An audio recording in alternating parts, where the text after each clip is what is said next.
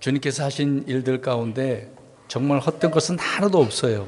얼마나 정확하고 필요 적절한지를 우리는 말씀을 통해서 알 수 있습니다. 이런 하나님을 늘 경험하고 사는 저와 여러분들이 되시기를 간절히 바랍니다.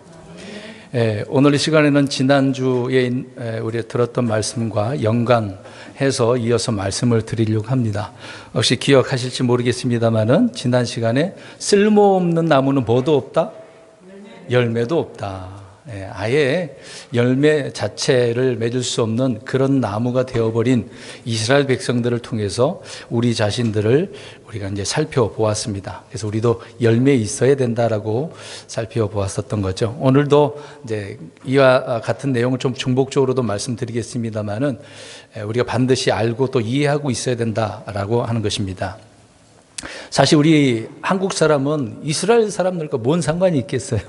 다른 나라 사람들과도 크게 연관시킬 필요도 없는 건데 굳이 우리가 이스라엘 역사를 살펴보고자 하는 그런 이유는 우리가 그리스도인들이고 또 구원이 유대인들에게서 나왔기 때문에 또 성경의 대부분의 말씀은 다 유대인들에 대한 이야기잖아요. 이것을 통해서 하나님은 우리 그리스도인들에게 영적인 교훈을 주고 있다. 그런 의미에서 우리는 이스라엘을 좀 알고 있어야 된다라고 하는 것입니다. 성경에 이제 많은 나무들이 나오지만 특히 세 가지의 나무를 통해서 하나님은 이스라엘 백성들이 어떠한 사람들인가, 또 사람들은 그 나무를 통해서 어떤 사람들인가라고 말씀해 주고 있습니다. 우리 그리스도인들도 마찬가지로 나무에 대한 그런 비유로 설명드릴 수가 있는 것이죠. 그래서 오늘 이 나무에 대해서 좀 이해를 해야 되는데 그것도 세 가지 나무를 우리가 좀 알아야 된다라고 하는 것입니다. 어떻게 보면 오늘 말씀이 교리적인 이야기거든요. 마음에 은혜가 넘치고 감동이 되고 그러지는 않을 수도 있습니다. 그러나 지식이 바로 우리가 들어오게 되어지면 이스라엘 백성들을 통해서 나 자신을 우리가 알 수가 있고 또 무엇을 해야 될지, 또 이 마지막 때 내가 어떤 믿음으로 살아가야 되는지를 알 수가 있는 것입니다. 그런 의미의 맥락 속에서 오늘 말씀을 드리면 이해가 될 것이라 생각되어집니다. 오늘 하박국서 3장 17절 말씀입니다. 같이 읽어보겠습니다. 시작. 비록 무화과 나무가 꽃을 피우지 못하고 포도나무에 열매가 없으며 올리브 나무에 수고에 산물이 없고 밭이 먹을 것을 내지 아니하며 우리에서 양떼가 끊어지고 외양간에 솥대가 없을지라도, 이제 나무가 여러 나무에 대한 이야기 설명을 하고 있습니다. 이런 것들이 없다 하더라도 그 다음 구절에 보면 이 하박국 대언자는 누구를 기뻐하고 누구를 또 기뻐한다라고 이야기합니까? 주이신 또 우리 하나님이신 줄을 기뻐하겠다. 다른 것이 열매가 풍성해야 되는데 그렇지 못한 이스라엘 백성들을 보니까 그런 상태이지만 나는 하나님을 사랑하는 나는 하나님을 기뻐하고 살겠다. 그런 강조의 말씀입니다. 어떤 이제 문맥적인 다른 내용을 말씀드리려고 하는 게 아니라 이스라엘 백성들을 상징하는 이 세 가지 나무를 말씀드리려고 합니다. 그러니까 이스라엘을 상징하는 세 그루의 나무인데 영적 교훈을 우리가 얻어야 되는데요. 포도나무, 올리브나무, 무화과 나무에 대한 이야기를 하고 있습니다. 이런 이스라엘 비유로 해서 이런 나무들은 신구약을 전체적으로 반복해서 많이 강조하고 있는 그런 내용의 말씀들이에요. 근데 실제 이 나무들은 팔레스타인 그 지역에 많이 서식하고 있고 또 풍부한 그런 나무들 아니겠습니까? 지금은 어떨지는 모르겠습니다만은 성경 있는 그대로 우리가 보면은 과거에는 엄청난 거죠. 가나안 땅이 젖과 꿀이 흐르는 그런 땅이었기 때문에 말할 수 없을 정도로 이 가나안 땅에는 풍부했다라는 것을 알 수가 있습니다. 지난 시간에 말씀드린 것처럼 포도나무는 이스라엘의 그 영적인 특권에 대해서 말씀을 드렸습니다. 그것을 상징하고 있고 또 올리브 나무는 이스라엘의 종교적인 특징을 상징하고 있다라고 하고 또 무화과 나무는 이스라엘의 민족적인 특권을 가지고 있다고 말씀드렸습니다. 오늘 이제 그 이야기를 뒤에서 다 말씀드릴 겁니다. 그러니까 이 나무들을 통해서 주님이 계시하고 있는 그 내용이 무엇인지를 우리가 살펴보자고 하는 것이죠. 또 성경이 사람을 나무에 많이 비유를 하고 있는 것입니다. 그래서 나무는 사람들과의 그 연관성이 너무도 깊어요. 사람들의 삶과 너무나 밀접한 연관이 있기 때문에 하나님께서는 이런 비유가 얼마나 적절한지를 우리가 알 수가 있습니다. 우리 사람들은 좀 실수할 수도 있잖아요. 잘못된 비유를 줄 수 있는데 주님이 어떤 자연을 통해서 있는 것을 가지고 말씀할 때는 정말 정확하다는 것을 알 수가 있습니다.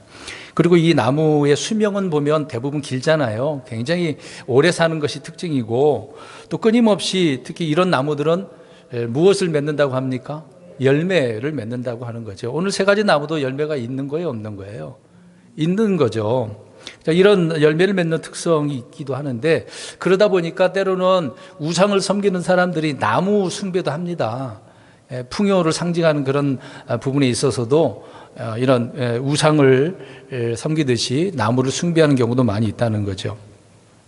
인류 역사에 처음 어떤 운명을 결정한다고 할까요?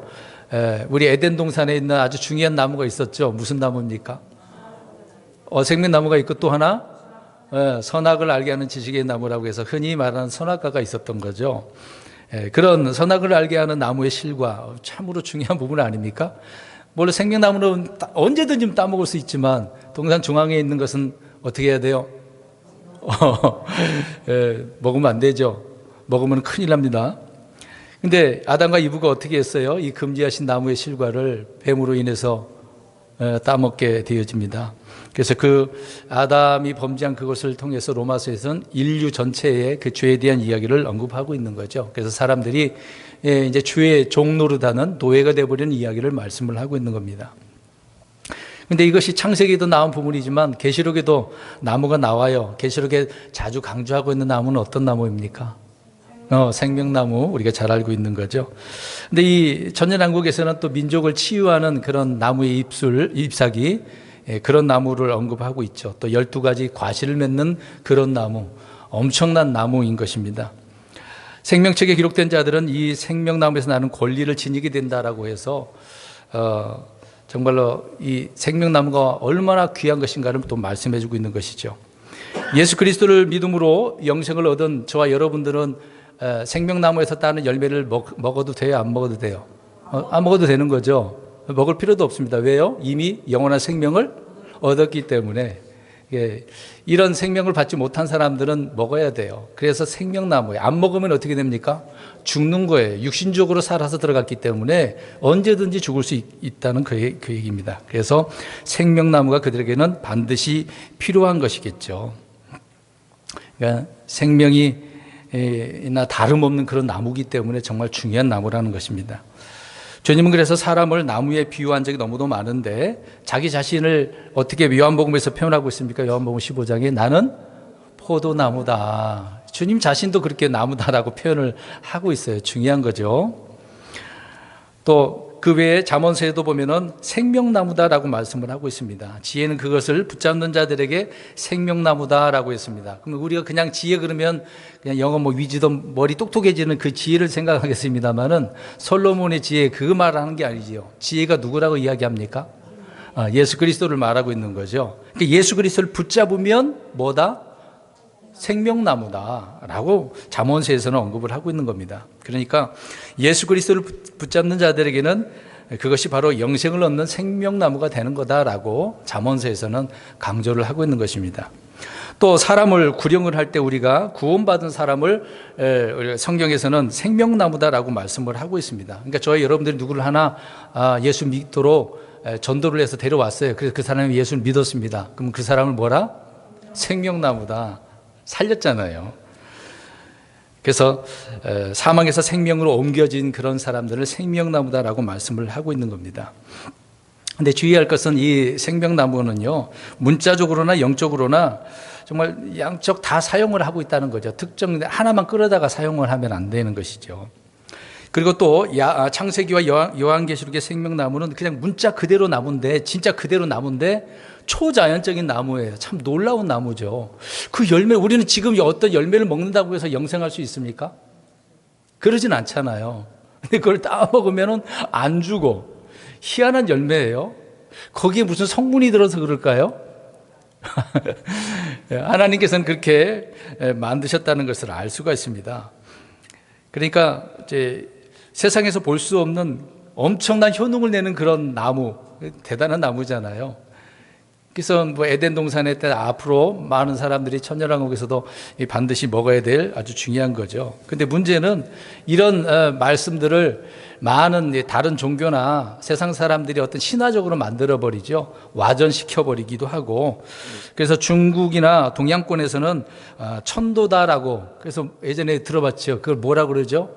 천도 복숭아. 다 알고 계시잖아요. 저는 예수 그리스도를 믿기 전에 그 얘기 듣고 와, 저런가 보다, 진짜 저거 먹으면 이렇게 되는가 보다, 저는 그렇게 알았어요. 예수님을 모를 때, 성경을 모를 때는 누구나 그런 생각을 할 수가 있는 거죠. 그러니까 와전시켜버리니까 성경에 대해서 전혀 듣지 못한 사람들은, 특히 불교권에 있는 사람들은 어떻게 생각하겠습니까? 이제 그렇게 받아들이고 있다는 것을 알 수가 있죠. 또 하나는 잠언서 11장 30절에 가서 보면은요, 이제 희한한 열매가 또 되는데, 의로운 자의 열매에 대한 이야기를 하고 있습니다. 의로운 자의 열매는 생명나무다라고 이야기하고 있습니다. 그러니까 구원받은 사람을 비유적으로 말씀을 하고 있는 거죠. 그러니까 저와 여러분들이 예수 그리스도를 믿고 나서 의로운 자가 됐어요. 그럼 뭐가 되는 거예요? 생명나무가 되는 거예요. 근데 이렇게 성경은 말씀하고 있는데, 나 생명나무 먹게 해주세요, 그런 나무가 되게 해주세요, 그럼 맞아요, 틀려요? 틀리죠. 이미 우리는 의로운 자의 예수님을 통해서 이미 영생한 사람이기 때문에 생명나무이기도 하고 먹을 필요도 없지만 영원한 생명을 살고 있는 거죠.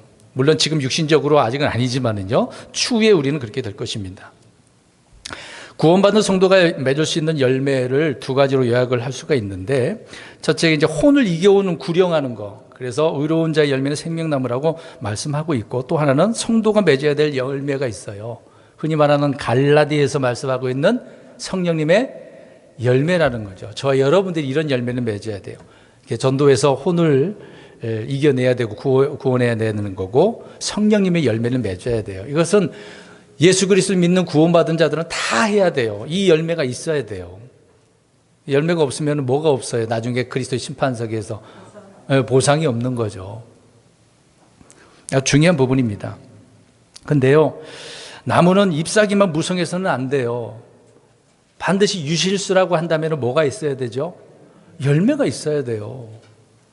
우리가 열매를 바라고 심었는데 열매를 안 맺어봐요. 분명 그 나무에 이상이 있든지 뭐가 문제 있든지 그래요. 때로는 기다려줄 수도 있어요. 기다렸는데도 열매가 없으면 어떻게 됩니까? 쓸모없는 거죠. 저번 주에 얘기했지 않습니까? 쓸모없는 나무는 뭐도 없다. 열매도 없으니까 그런 나무는 뿌리째 뽑아갖고 없애버려야죠. 다른 것을 열매 맺을 수 있는 나무를 심어야 되지 않겠습니까? 열매를 통해서 우리는 그 나무가 좋은 나무인지 썩은 나무인지도 알 수가 있어요. 그래서 주님은 우리에게 많은 열매, 과실을 맺기를 원하고 있다고 말씀하고 있습니다. 이제 우리 베드로서를 한번 가서 볼까요? 우리 읽었으면 좋겠습니다. 베드로전서 1장 5절에서 8절을 보겠습니다. 베드로전서 1장 아주 중요한 부분이거든요. 열매를 맺으려면 이 부분이 우리가 아주 중요하다라고 베드로 사도는 말씀을 하고 있기 때문에 이해를 하고 있어야 됩니다. 베드로전서 1장 5절에서 8절입니다. 좀 길더라도 읽겠습니다. 1장 5절에서 8절 시작.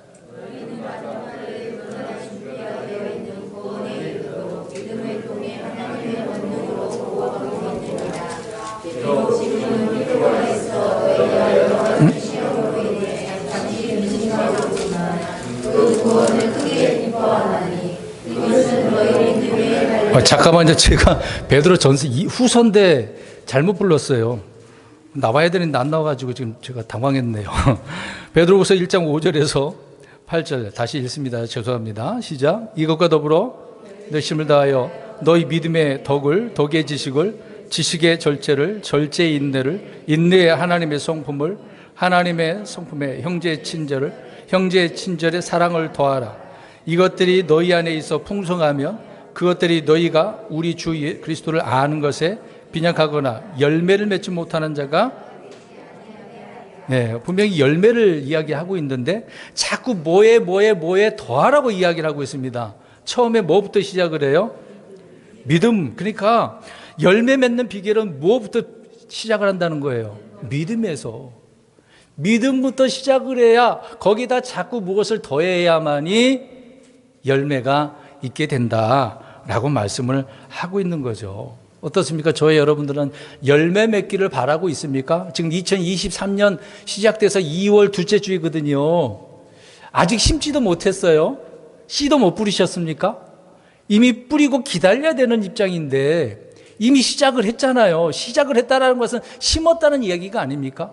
근데 아직도 못 심었어요? 그러면은 뭘 바랄 수가 없습니까? 열매를 바랄 수 없어요. 늦잖아요. 다른 사람보다 좀 늦어요. 맺는 그 시기를 보면. 우리 성경 하구절도 보겠습니다. 잠언서 13장 12절. 오늘은 좀 성경을 많이 찾아봅니다. 잠언 13장 12절입니다. 잠언 13장 12절. 13장 12절 시작. 소망이 늦추어지면 그것은 마음을 병들게 하지만 소원이 이루어지면 그것은 생명나무니라. 자, 나무도 이야기를 하고 있는데, 자, 소망이 늦춰지면 마음이 상한대요. 그럼 이 소망이 무엇이겠습니까? 소망. 이 소망은 뭐예요? 우리 가족 잘 되게 해주세요. 사업 잘 되게 해주세요. 사실상 우리가 무엇을 바라지만 그것이 이루어지지 않을 때 어때요? 마음이. 근데 지금 그 얘기를 하는 것 같아요? 무엇일 것 같아요? 소망이 뭡니까? 이게 다시 공부를 해야 될 것 같아요. 예전에도 말씀드렸어요. 우리의 소망은 누구? 예수님이잖아요. 이제 골로새서에 나옵니다. 1장 27절에.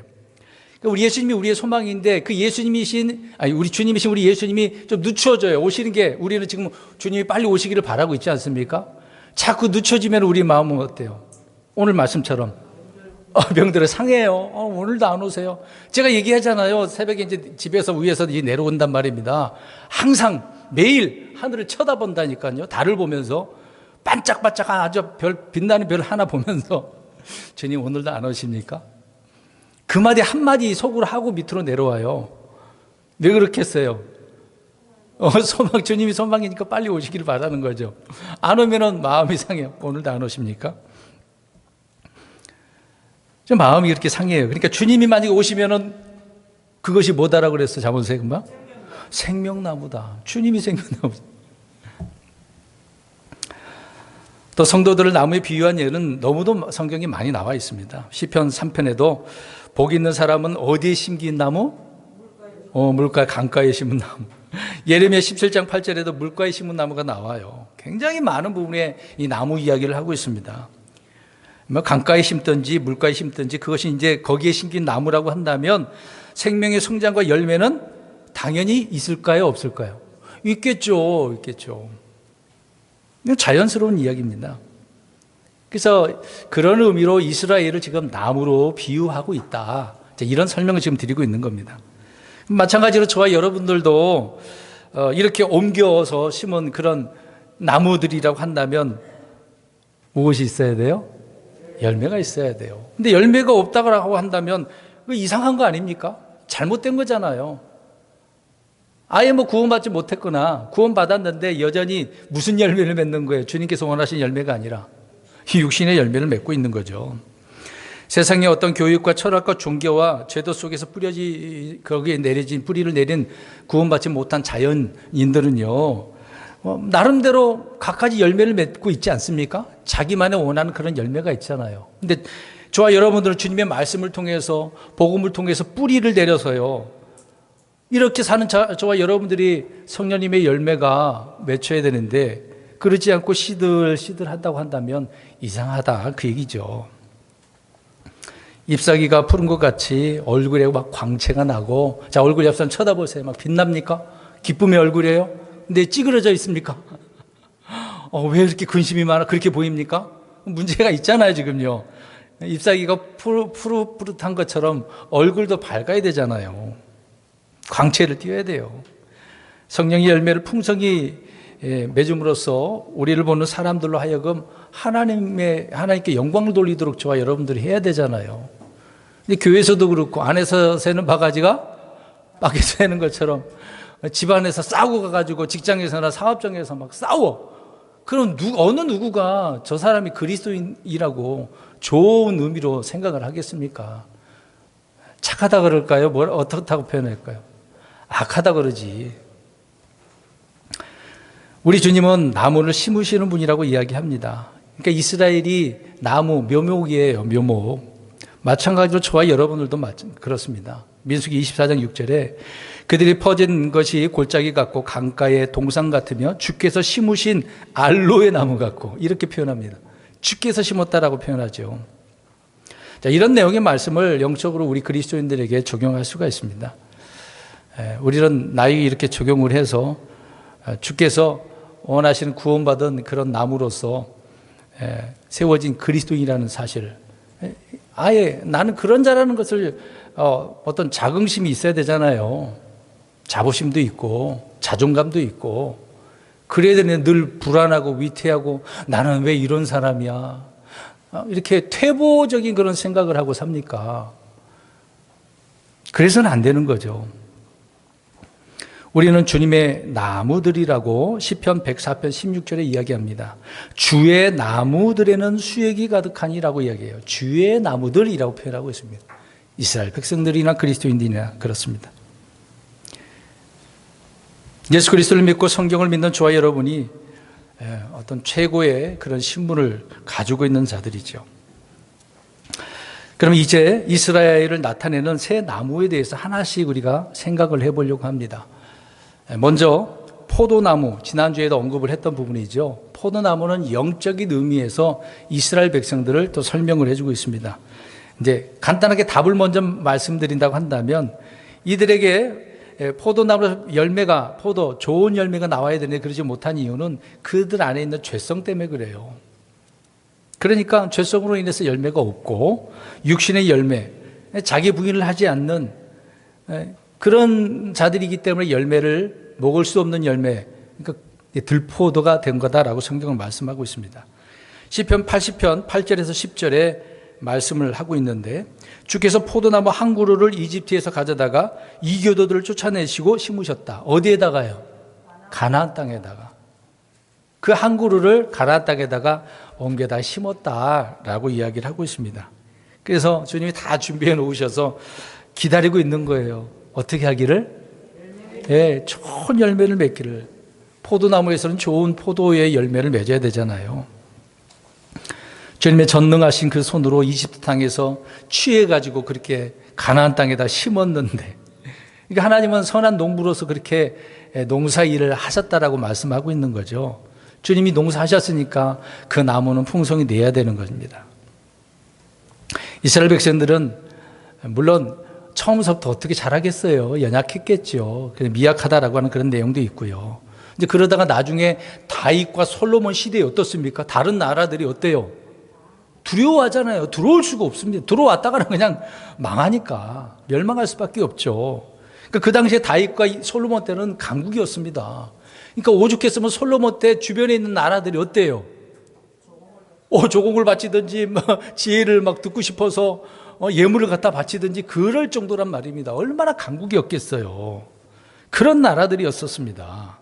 그런데 후에는 이렇게 열매를 맺지 못하다 보니 배교로 인해서, 하나님의 진노로 인해서 그들은 점점 그 나라가 어떻게 되겠습니까?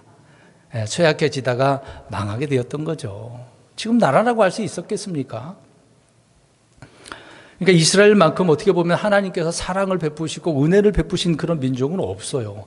다른 나라는 쳐다도 안 보는 겁니다. 하나님은 특별히 이스라엘 백성들이 잘못했을 때는 그 나라들을 사용했을 뿐이지 다른 나라에는 관심 없어요. 이스라엘 백성들을 통해서 하나님의 계획을 이루고자 그들을 포도나무로 이렇게 비유를 하면서 말씀을 하고 있었던 것이죠. 이스라엘의 배교와 그들이 행한 우상 숭배에 대해서 예레미야 2장 21절에 이렇게 말씀합니다. 제가 읽을게요.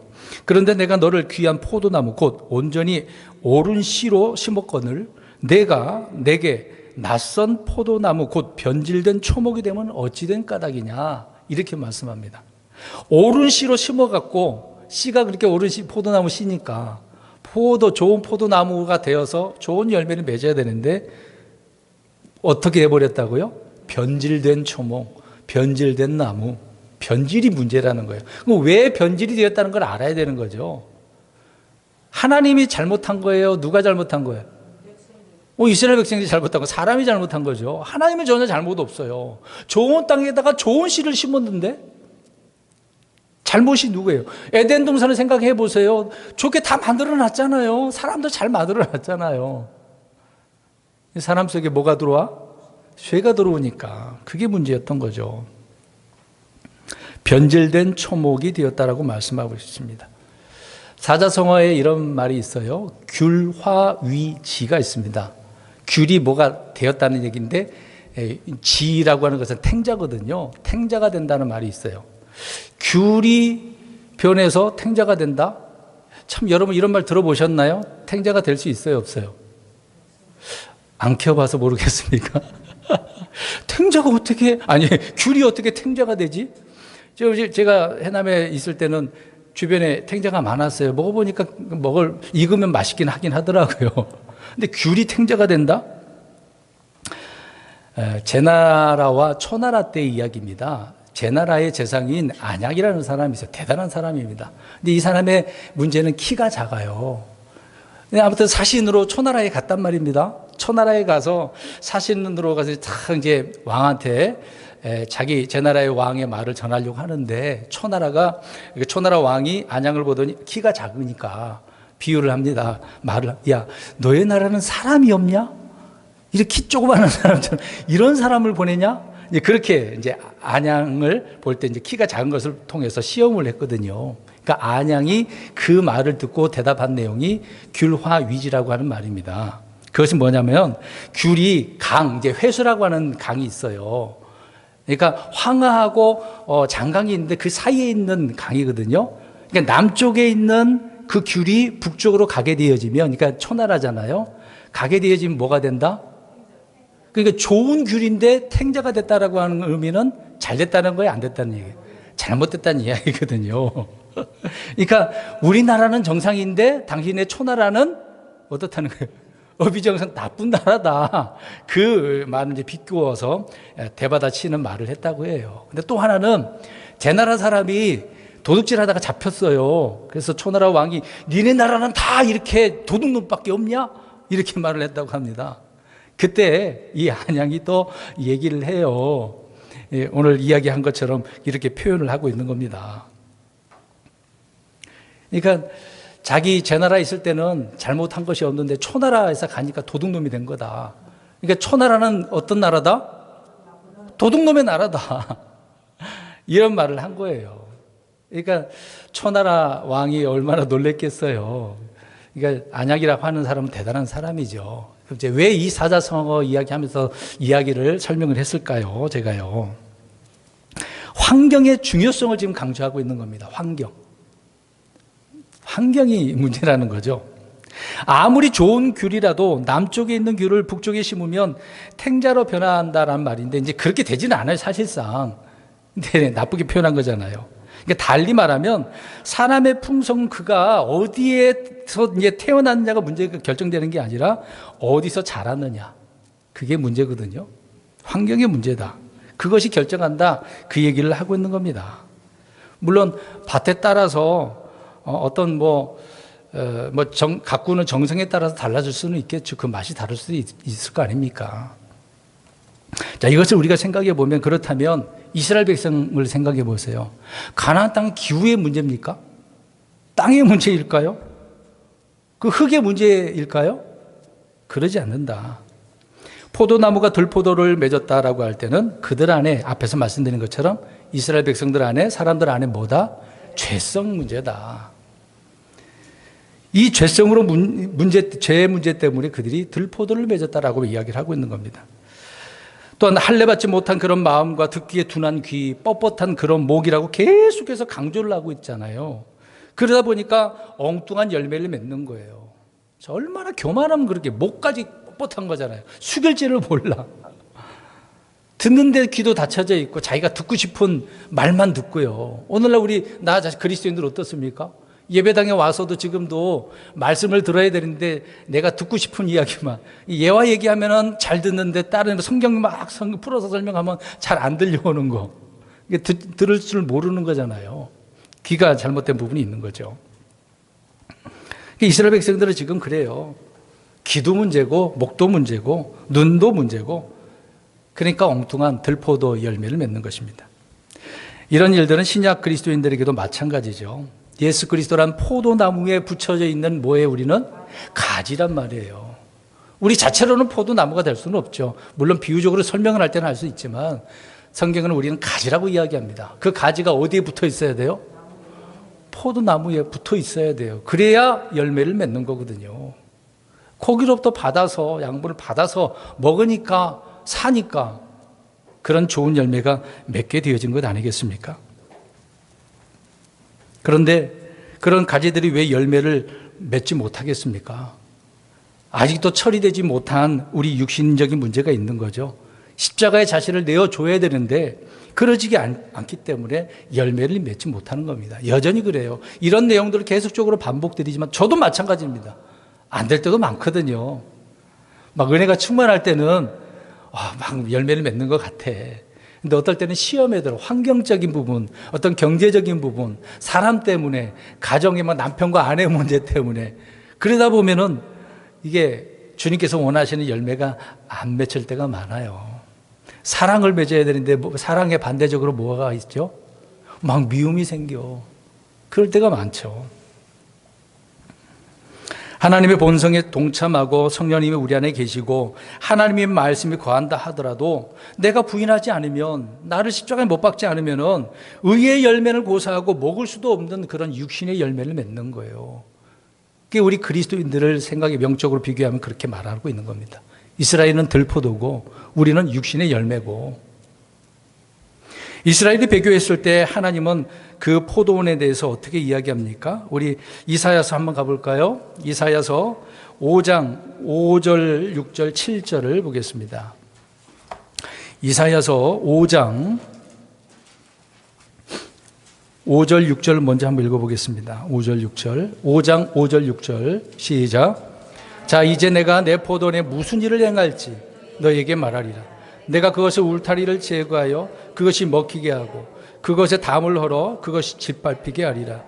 또 내가 그것을 피폐하게 내버려 두니 사람들이 거기서 그를 가지를 치거나 땅을 일구지도 못하겠고 다만 찔레와 가시가 올라올 것이며 내가 또한 구름들에게 명령하여 그것들이 그 위에 비를 내리지 못하게 하리라. 아멘.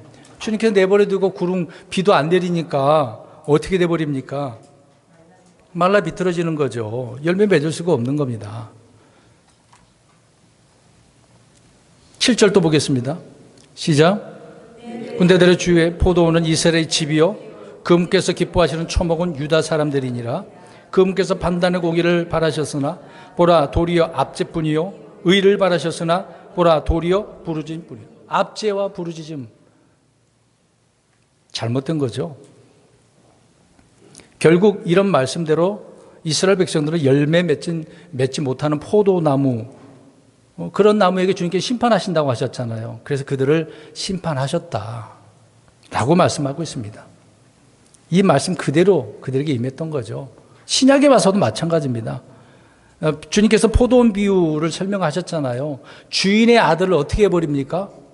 죽여버렸어요. 그래서 이 포도원은 이방인들이 다스리는 포도원이 된 거야. 그러니까 지금 과거에 이스라엘 백성들 나라 그 가나안 땅을 누가 다스렸어요? 오랫동안 이방 사람들이 다스렸던 거예요. 뿔뿔이 흩어졌잖아요. 이스라엘 백성들은요.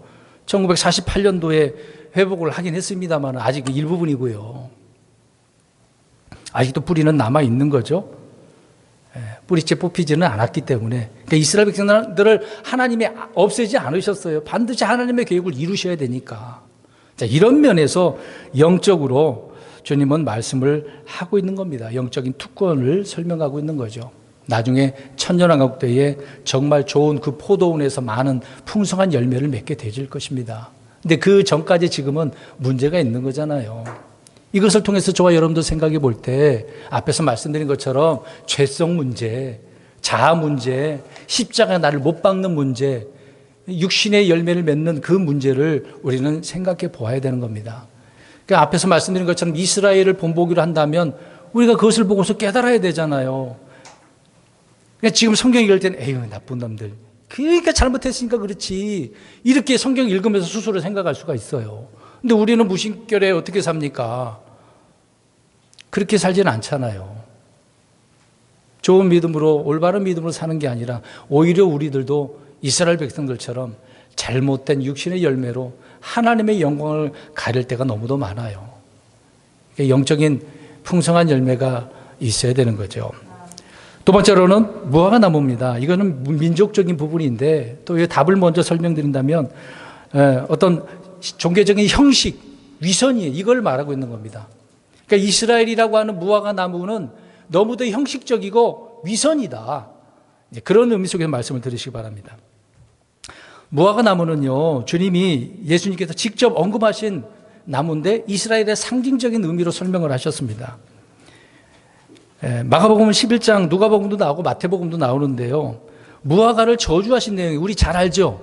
과거에 이 구절을 읽을 때마다 굉장히 저는 스트레스 받았습니다. 도대체 이게 무슨 말이야? 자꾸 오늘 비유 설명을 제가 했잖아요. 나무로 말하고 있다. 이제 이 교리적인 의미를 이해를 못했기 때문에 이해를 못했던 거예요. 그래서 내가 저주받는 건가? 내가 구원받지 못하는 건가? 오해를 많이 했던 것입니다. 많은 사람들이 정확한 의미를 모르니까 굉장히 헷갈려하고 있는 그런 내용이에요. 무화과를 저주하신 그 내용이 이해가 안 되는 거죠. 한국적인 정서로 생각해 보면 이해가 안 됩니다. 아무튼 마가복음 11장 12절에서 14절을 보니까 무화과를 보시고 열매를 시장을 해서 이제 열매를 받을까 하고 보셨는데 없어. 근데 그때는 무화과 때가 아니라 그랬어요. 그래서 주님께서는 다시는 열매를 따먹지 못한 나무로 저주를 하셨단 말이에요. 무섭죠?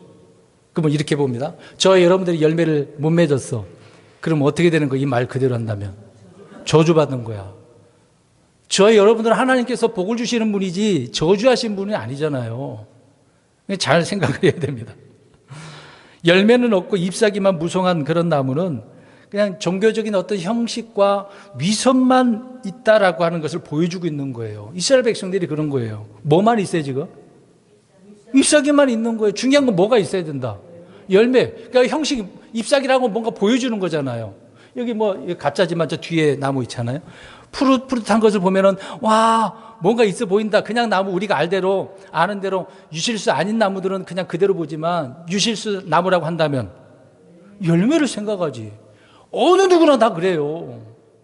분명히 열매 있는 나무인데 그렇게 생각할 수밖에 없는 겁니다. 근데 잎사귀만 보이면 그냥 형식적인 나무라는 거죠. 어떻습니까? 여러분들이 그리스도인들인데 열매를 없으면 형식적인, 그러니까 이렇게 표현할 수 있잖아요. 베이비 크리스찬 보고 이렇게 이야기하기도 하고 종교적 그리스도인들이 많다고 이야기해요. 종교인들이 많아요. 우리는 종교인이라고 할 수 없잖아요. 종교는 그냥 종교도 하나의 종교를 갖는 거거든요. 우리는 종교인이 아닙니다. 주를 믿는 사람들이지. 행위 종교를 말하는 게 아니잖아요. 그런데 왜 주님은 때가 되지 않은 무화과 나무에서 열매를 찾고 계시고 저주하신 것인가? 이유는 간단해요. 말씀드린 것처럼 근데 무화과는요, 품종에 따라서 기후에 따라서 각 나라별로 좀 차이가 있거든요.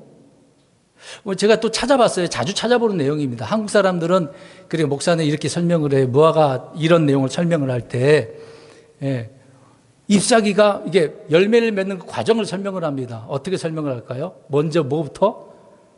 잎사귀부터. 그런 다음에 뭐가 맺힌다? 그건 우리나라의 생각을 하니까 그래요. 무화과가 꽃이 있어요? 이름 자체가 뭐예요? 꽃이 없다는 얘기죠. 꽃 없어요, 무화과는.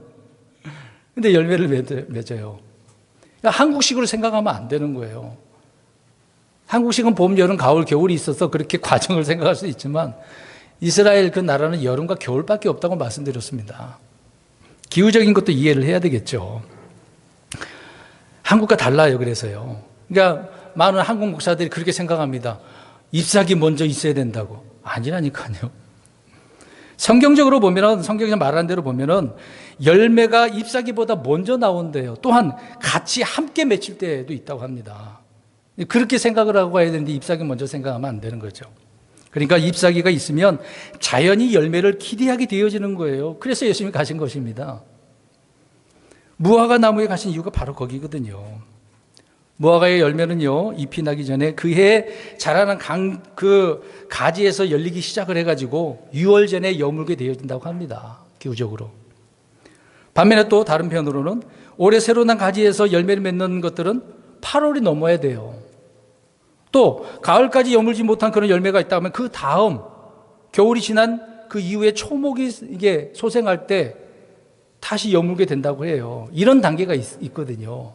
그래서 예수님이 이것을 생각을 하고 가신 때가 성경적으로 표현한다면 4월경 정도가 되는 것입니다.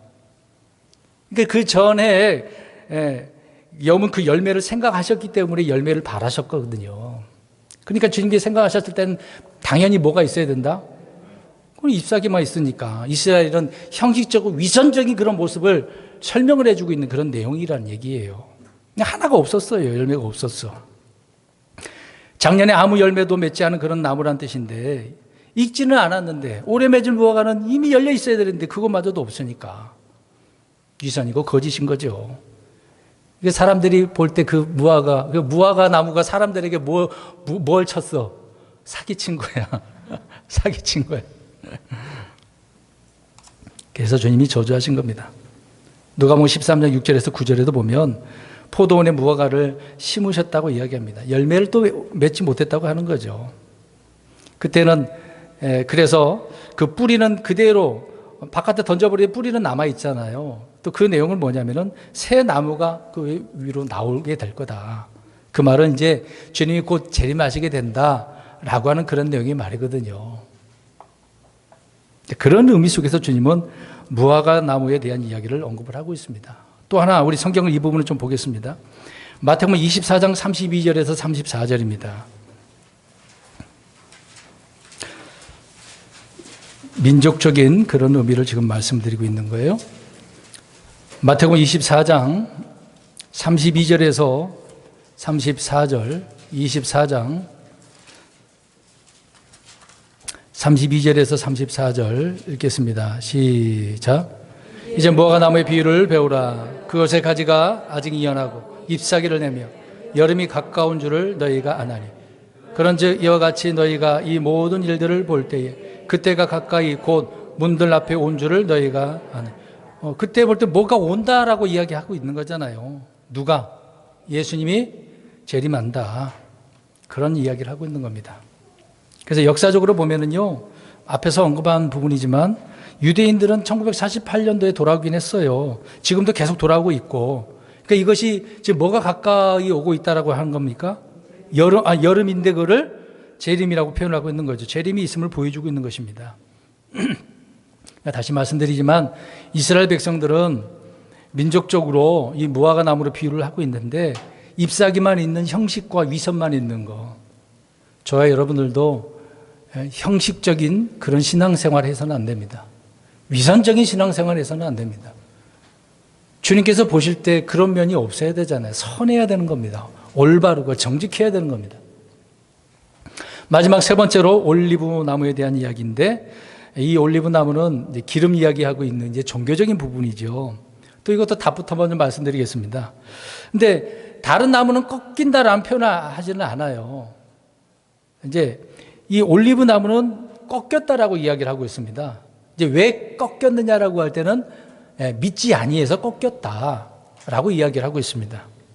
이것은 다른 표현한다면 이스라엘 백성들이 꺾였고 또 교회가 배교한 의미로 우리가 생각해 볼 수 있습니다. 그런 이후에 이스라엘 백성들을 다시 회복하는 그런 내용의 말씀인 거죠. 이제 그 말씀을 우리가 살펴보려고 합니다. 주님은 이스라엘 백성들을 부르신 이름이 이제 올리브 나무예요. 주님이 그렇게 불렀다고요. 우리 성경 봅니다. 예레미야 11장 16, 17절. 근데 주님이 그렇게 올리브 나무라고 부르셨는데 이 가지들이 꺾였다라고 이야기합니다. 예레미야 11장 16, 17절. 11장 16, 17.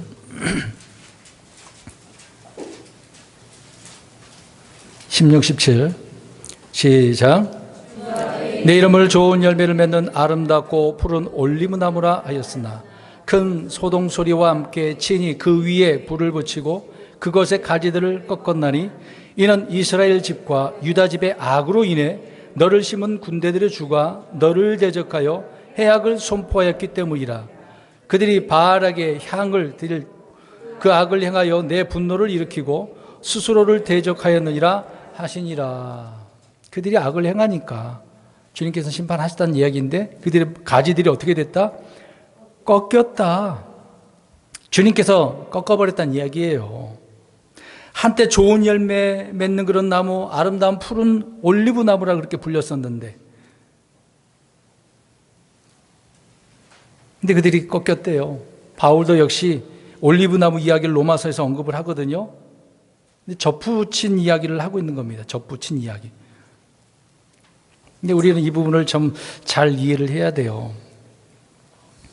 본래 접붙인다라고 할 때는요, 야생 올리브 나무에다가 참 올리브 나무의 그 가지를 가지고 딱 붙이는 거거든요. 근데 반대예요, 반대. 참 올리브 나무 가지를 꺾어다가 야생 올리브 나무를 붙인다라고 주님은 지금 이야기를 하고 있는 거거든요. 그러니까 어디서 공급받아야 된다는 얘기예요. 참 올리브, 야생이 아니라 참에서 공급을 받아야 된다. 이제 누구를 이야기하려고 하냐면 교회를 이야기하고 있는 거거든요. 그러니까 오늘날 교회는 유대인들을 통해서 이제 구원이 왔으니까 유대인들과 어떻게 보면 떨어질 수는 없는 거예요. 원수지간이긴 하지만 그들과 연관성을 우리는 늘 가지고 있어야 돼요. 그러니까 이 말이 뭐냐면 주님께서 그렇게 접붙이면 좋은 열매 맺고 풍성해지는 건데 이것을 통해서 이방인들의 충만함까지 이스라엘의 일부가 완고해진다고 하잖아요. 그때 이제 교회가 접붙여진 상태예요. 이제 접붙여졌으니까 어떤 상태가 교회가 풍성해지잖아요. 근데 그게 꺾였다라고 할 때는 교회가 나중에 어떻게 된다는 얘기예요.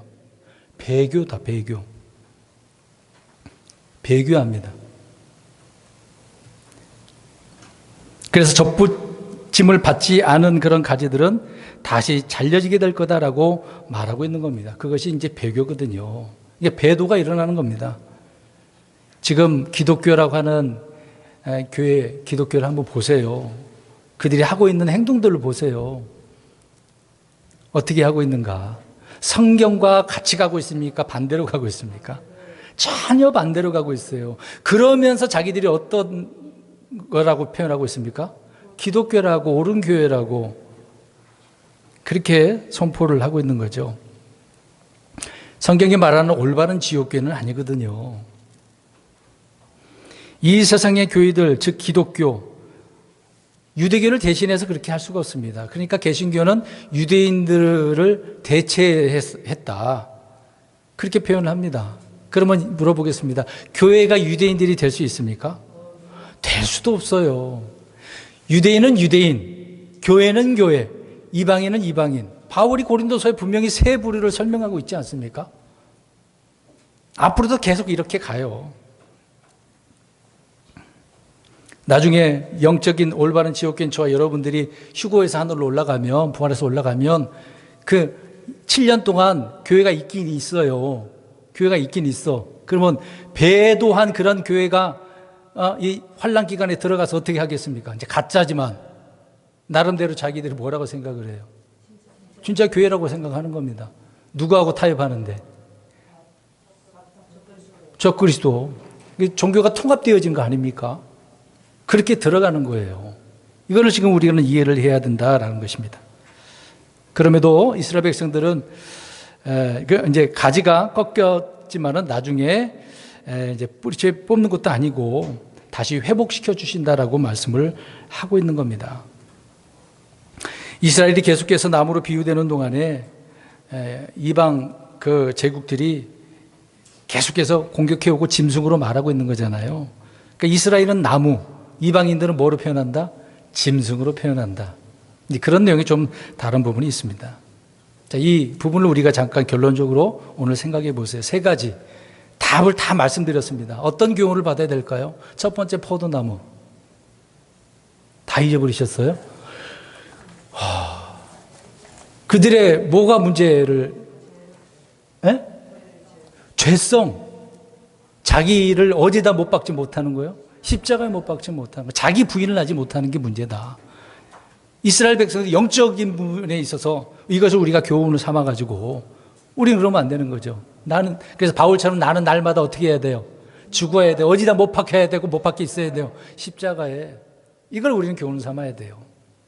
그 다음에 무화과 나무는 민족적인 부분이지만, 네? 형식과 위선적인, 잎사귀만 있으면 안 돼. 종교적인 신앙생활, 그러면 안 돼요. 올바른 신앙생활을 해야지. 교회에 왔다 갔다 그러지 마시고, 진실된 마음으로. 오늘 이제 오전에 나와서 예배 드렸다? 그걸로 끝내버리지 마시고, 항상 우리는 모든 시간 시간 선상에서 있어야 돼요. 그리스도인으로. 주님을 섬기는 자세로. 그냥 마지막으로 올리브 나무는요? 뭐가 문제였어요? 네, 꺾이는 거. 왜 꺾였다 그랬어요? 믿지 아니함으로. 그리고 또 네? 배교 문제에 있는 거죠. 우리는 이 때를 우리가 생각해 보면서 우리는 킹제임스 성경을 통해서 바른 진리로, 교리로, 올바른 믿음으로 살아나가야 되는 겁니다. 섞여 살 필요도 없는 거고, 그들에게, 많은 사람들에게 손가락질 당한다 하더라도 갈 길을 그냥 가면 되는 거예요. 그것이 바로 우리 다시 한번 우리 앞에 있는 현수막 읽어봅니다. 시작. 이유 있는 믿음의 승리로 형통하게 되어지는 거예요. 그냥 되는 건 아닙니다. 이런 기본적인 사실들을 이해를 하고 나 자신을 내가 어떤 사람이냐, 그런 사람들을 우리 바로 인식한 가운데 승리하면서 늘 풍성하고 또 풍성한 열매를 통해 하나님께 영광 돌리는 저희 여러분들이 되시길 주의 이름으로 축원합니다. 아멘. 기도하겠습니다.